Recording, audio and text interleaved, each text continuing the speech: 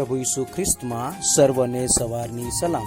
પવિત્ર બાઇબલમાં યોહાનની લખેલી સુવાર્તા તેનો 4થો અધ્યાય અને 34મા વચનમાં આપણે એ પ્રમાણે વાંચીએ છીએ. ઈસુ તેઓને કહે છે કે જેણે મને મોકલ્યો છે તેની ઈચ્છા પૂરી કરવી અને તેનું કામ પૂર્ણ કરવું એ મારું અન્ન છે.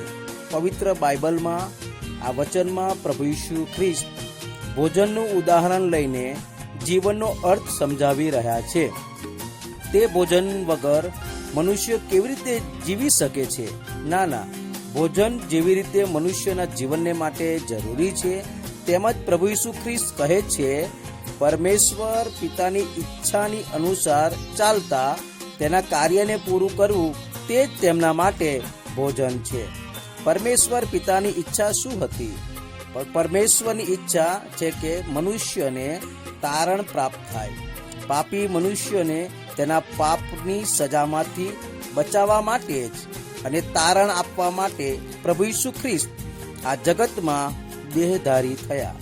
પરમેશ્વરની ઈચ્છાને પૂરી કરવા માટે મનુષ્ય જાતિના પાપનો ભાર પોતે પોતાની પર લીધો. તે નિંદા આપણે પરમેશ્વરના ન્યાયાસન પાસે ઉઠાવવાની હતી, પણ તેને પ્રભુ ઈસુ ખ્રિસ્તે સહન કરી. ક્રૂસ પર બલિદાન થયા, ત્રીજા દિવસે મોયલામાંથી સજીવન થયા, તારણનો માર્ગ મનુષ્યને માટે તૈયાર કર્યો. પિતાની ઈચ્છાને પૂરી કરવા તેમણે પોતે પોતાને આપી દીધો.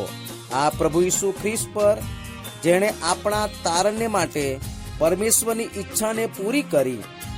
જો કોઈ પ્રભુ તથા તારનાર તરીકે સ્વીકાર કરે છે તેને તારણ મળે છે.